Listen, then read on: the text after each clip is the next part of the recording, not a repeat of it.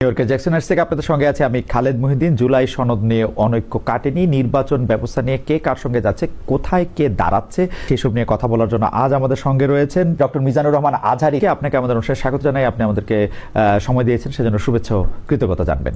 নাহমাদুহু ওয়া নুসাল্লি আলা রাসূলিহিল কারীম, আম্মা বা'দু, ফাআউযু বিল্লাহি মিনাশ শাইতানির রাজীম, বিসমিল্লাহির রহমানির রহিম।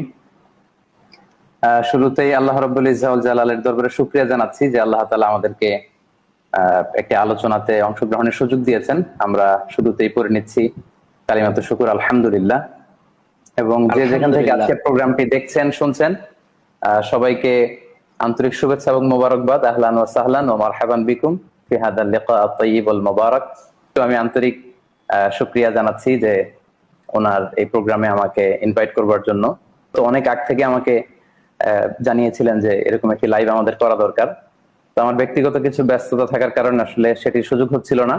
মানে আমারও খুব ইচ্ছা ছিল যে ভাইয়ের সাথে একটি প্রোগ্রামে জয়েন করব, কিছু কথা শেয়ার করব, পরে ব্যাটে বলে হচ্ছিল না এবং দেরি করে হলেও আলহামদুলিল্লাহ আমরা একসাথে এসেছি এবং লাইভে বসেছি, আলহামদুলিল্লাহ, আল্লাহর মেহেরবানি। আপনি এই শারিয়া ভিত্তিক শাসন ব্যবস্থার যে কথা বলছেন, সেইটা আমি আগেও আপনাকে এই প্রশ্ন করেছিলাম, আবারও আপনাকে এই প্রশ্ন করতে চাই যে আপনারা যে শারিয়া শাসন চান, সেই রকম কোনো শারিয়া শাসন এই মুহূর্তে পৃথিবীর কোনো জায়গায় আসলে চলছে কিনা? সৌদি আরব, ইরান, আফগানিস্তান, তুরস্ক বা মিশর, এই রকম মালয়েশিয়া, ইন্দোনেশিয়া, কোথাও এই মডেলটা চলছে কিনা? আপনারা কোন মডেলটা আসলে অনুসরণ করতে চান? জামাতটা নিয়ে আপনার অনেক আছে। জামাতটা যদি বলেন আপনি সরকার চালায়, জামাত সরকার চালাইতে পারবে, কারণ সে ওই পড়াশোনা করেছে, সেই জ্ঞান অর্জন করেছে।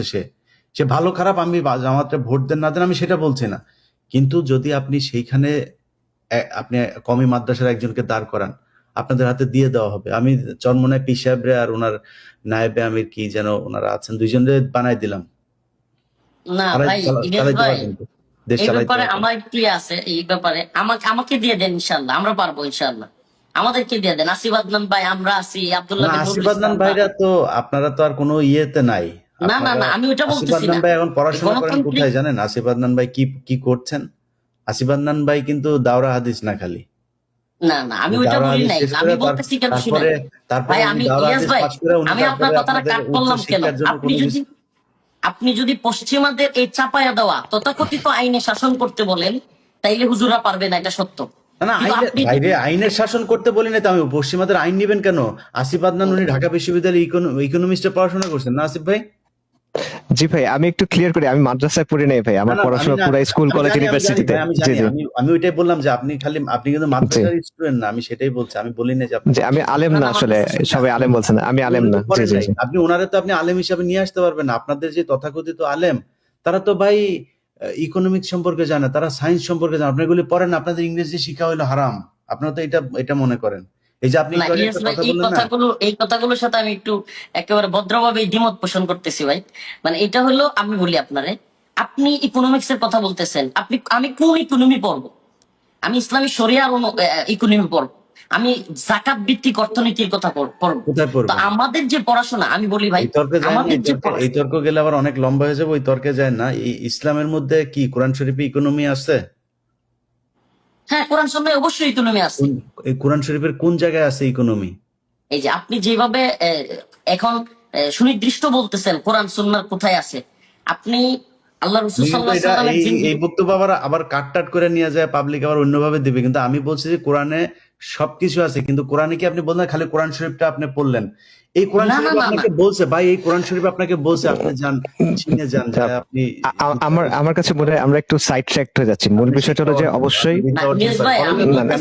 বলেন নাই আপনার জ্ঞান। রফিক ভাই কমি মাদ্রাসা, আপনি কোরআনের আলাপে গেলাম না। আপনি কমি মাদ্রাসার কোথায় ইকোনমি পড়ান? আপনি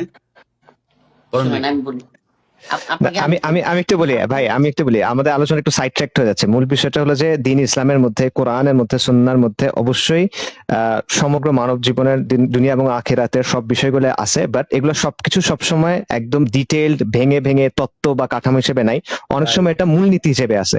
এখন যে জায়গাটায় আসলে আমাদের বাস্তবতা হলো যে ইসলামপন্থীদের একটা দুর্বলতা আছে, সেটা হলো যে এই যে মূলনীতিটা, সেটা যে আমরা এখন কিভাবে প্রয়োগ করব, এটা প্রথমত নিজেরা বের করা, দ্বিতীয়ত সমাজের সামনে তুলে ধরা, যাতে সমাজ বুঝতে পারে যে কিভাবে ইসলাম এখন তাদেরকে চালাবে, মানে আজকে যদি ইসলাম আসে তাহলে সেটা কিভাবে চলবে, এটা তুলে ধরার ক্ষেত্রে নিঃসন্দেহে এখানে আমাদের কমতি আছে।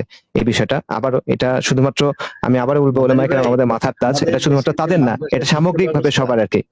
জি, আমাদের এই মাদ্রাসার শিক্ষা ব্যবস্থার ভিতরে আপনি কোরআন আপনি একদম করবেন, মুখস্থ করে ফেলবেন। ওই কোরআনের আমি গ্যারান্টি দিলাম 50% বাংলাদেশের হাফেজ সে কোরআনের মানে জানে না। এটা বিশ্বাস করেন হাফিজ আপনি? সাহেবরা তো জানে না, হ্যাঁ। কিন্তু আমি একটু আসিফ আদনান ভাই এবং ইলিয়াস ভাই একটু বলি। না না ভাই, ওই আমি আলোচনা অন্যদিন বললেই ভাই, এটা এই আপনাদের আলোচনা না করলে না, এই কিন্তু কথাটা বললে বুঝে অনেক আসবে ধরনের ভাই, বিতর্ক তৈরি এই হবে। কথাটা বললে আপনার বুঝে আসবে। সেটা হলো তালেবান, কিন্তু আপনি যেটা বলতেছেন তালেবান যে ক্ষমতায় আছে আফগানিস্তানে, আলহামদুলিল্লাহ তারা কিন্তু দেশ পরিচালনা করতেছে। আপনি ওরা কি কি বানাইতেছে আপনি জানেন? হ্যাঁ, এটাই তো বলতেছি তারা। আপনি পারবেন? এখন আপনাকে বলি, আপনি চরমনাই গানি আপনার এই সরকার, কওমি আশরাফ মাদ্রাসা গানির যে দিয়ে সরকার, পারবেন?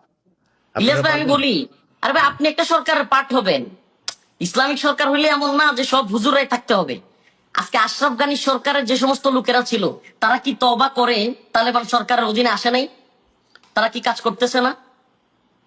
মুসলমান মানে আপনি এখন আওয়ামী লীগের যারা ধরেন শিক্ষিত আছে, বিএনপির যারা শিক্ষিত আছে, ওদেরকে নিয়ে তারপরে তো আপনার নেতৃত্বে যাবে কেন?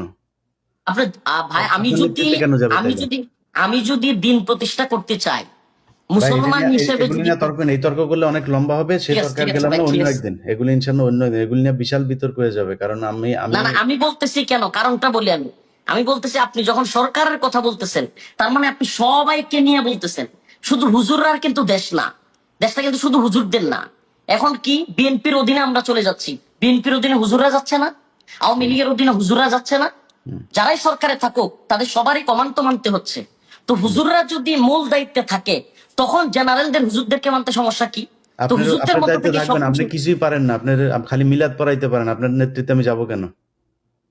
না। আপনি এই নিজে দেশে, জানেন, এই মানে দেশে, কোরআন আপনাকে এই বলছে, দেশে আমি বলি, কোরআনের মধ্যে শুনেন, কোরআনের মধ্যে বিজ্ঞান আছে, সব আছে। আপনি কোরআন বাংলা পড়েন না, আপনি এটার অর্থ জানেন না, তো আপনার পিছনে আমি যাবো? আপনি নিজেই তো জানেন না, আপনি একটা অজ্ঞ লোক, আপনার আমি কেন আপনার পিছনে যাব? মানে আপনি ইলিয়াস পারেন না, ভাই আমি কিন্তু বলি, আপনার আমি নেতা মানে থাকবো। যদি ভাই আপনার নেতা যদি মানুষ কোথায় জানেন? আপনি আপনাকে একমাত্র আমি এই নেতা কথা বলি, শুক্রবারে নামাজ ওলামায়ে আর কেরামের মিলাদে, প্রতিনিধিত্ব আর মানুষ করতেছি, মারা যেজন্য গেলে আর ওই ভাই বিয়ে, আপনার এর বাইরে কথাগুলোতে আপনার আমরা আমি, নেতা মানি না দরকার, কারণ আপনি আরে পারেন না তো আর কিছু। ইলিয়াস ভাই আমাকে নেতা মানবেন না, আপনি কেন বলতেছেন যে আপনি ওই যোগ্যতা নাই, বা আলেমদেরকে মানবেন না? নাই তো। বাংলাদেশে এমন অসংখ্য আলেম দেখাইতে পারবো, আপনি যে কোনো বিষয়ে যদি জিজ্ঞেস করেন অন্য সাধারণের চাইতে কম জানে না, কে আপনি নাম দাঁড় করাইতে বলেন? পারবো আমি। নাম বলেন, আমি একজনের নাম ইলিয়াস ভাই বলেন, আমি অনেকের নাম বলতে পারবো, আপনি যদি, একজনের নাম বলেন, একজনের নাম, কার নাম বলতে হবে বলেন, কি বিষয়ে বলেন? একজনের নাম বলেন। আপনি কোন ইকোনমিক্স এর বিষয়ে মামুনুল হক সাহেব হুজুর জানে? অবশ্যই জানে। শাইখুল হাদিস আল্লাহ মামুনুল হক সাহেব, জানে? মামুনুল হ্যাঁ হক? হ্যাঁ জানে, হ্যাঁ তাই হ্যাঁ, নাকি?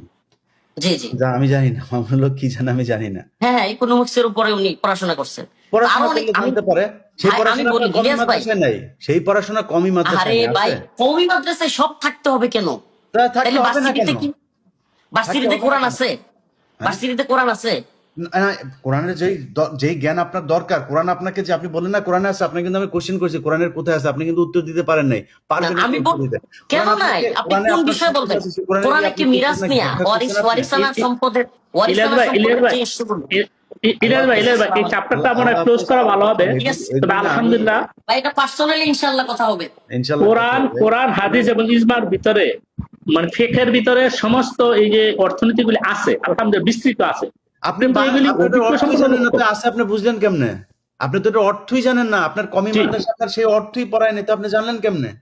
আপনি হাফিজি মাদ্রাসা খালি কোরআন শরীফ, এত হাফেজ পৃথিবীর কোনো দেশে নেই আলহামদুলিল্লাহ, কিন্তু আপনি সেই তারে কোরআনের অর্থটাই জানাইলেন না, সে তো অর্থই জানে না। আপনি তারে দিয়ে আপনি কি করাবেন? এটা কি বলছে আমাকে কোরআন, আপনি কেমনে না না, বলছেন? এখানে তো তাফসীর কারো কাছে শুধু হাফেজরা জানতে হবে এরকম না। আপনি যদি বলি যারা ক্লাস ফিকে 8 এর পড়ে, ছাত্র ভাই আছে আপনি ইকোনমিক্স ওগুলি জানে, চ্যাপ্টার আলাদা। শুনেন, আপনাদেরকে আমরা শুনেন, ধরেন একটা ক্লাস 8 পড়া ইউনিভার্সিটিতে ছাত্র গেলে, কি একটা ইকোনমিক্স জানে? ইউনিভার্সিটিতে ভাই গেলে মনে করেন যে আমার ক্লাস 8 পাস, ইকোনমিক্সের একটা 8 শাখা, পাস কোন ছাত্র কি ইকোনমিক্সের ইকোনমিক্স জানে? শাখার মধ্যে সবচাইতে ভালো পিএইচডি করে আসছে সবচেয়ে ভালো ইউনিভার্সিটিতে, সে হলো ওইটার হেড হিসাবে তারা বসা, কারণ কি সে ওইটার এক্সপার্ট। ওই জি, বুয়েটের যে জি, এক্সপার্ট জি। ইঞ্জিনিয়ার, একজন সিভিল ইঞ্জিনিয়ার, তার সবচেয়ে ভালো ওনাকে ওইখানে বসে, কারণ উনি ওইটার এক্সপার্ট। আপনি এক্সপার্ট কিসের বলি? আপনি এক্সপার্ট হইছে পোলাপানের মুসলমানি দিলে, আর বিয়ে, আর হইলো গিয়া ওই যে আপনার এই এই কি বলে এটা, মারা গেলে করে যে আপনার, আরে জানাজাতে, আর হইলো মিলাদ, এই 4 জায়গার এক্সপার্ট আপনি হইছেন, যেই কারণে ওই 4 জায়গায় কিন্তু আপনাকে প্রচন্ড রকমের সম্মান দেওয়া হয়। বিয়ের দিনও আপনি হুজুর, তারপরে জানাজার দিনও হুজুর আপনি, আর ওই লিগে মিলাদের দিন হুজুর আপনি। আপনি এগুলি জানেন এই কারণে। এর বাইরে আর আপনারা কিছু জানেন না, এই কারণে আপনাদের এই এইখানে সমস্যা। এই বিষয়গুলোতে আমি ঠিক আছে। দ্বিমত পোষণ করতেছি। ঠিক এই আছে ভাই, না না বিষয়গুলোতে আমি জানেন দ্বিমত ভাই, পোষণ আপনাদের করতেছি। পড়ানোই হয় না, জানবেন কোথেকে? যদি জেনে থাকে, না না, ওই যে আপনি আসিফ যেটা না, বলছেন, উনি আপনি কিন্তু ভাই ইলিয়াস ভাই PhD শুনেন, করতেছে। আপনি আমার সাথে বসেন। আমি আজকে তো লাইভ টক শুতে এই কথাগুলো বলতেছেন, মেচুরিটি কিংবা আপনি একটা সামাজিক লাইনে আসেন, বিচার আপনি আদালত ফোনে বলেন, আসেন, এই কথা বলতেছি। ইস্যুগুলোতে ফোনে আসেন আমাদেরকে হুজুর, আপনি কোনো আপনাদের বিষয়ে বহুত যদি চেঞ্জ কথা হতে বলতে হবে চান, হুজুর।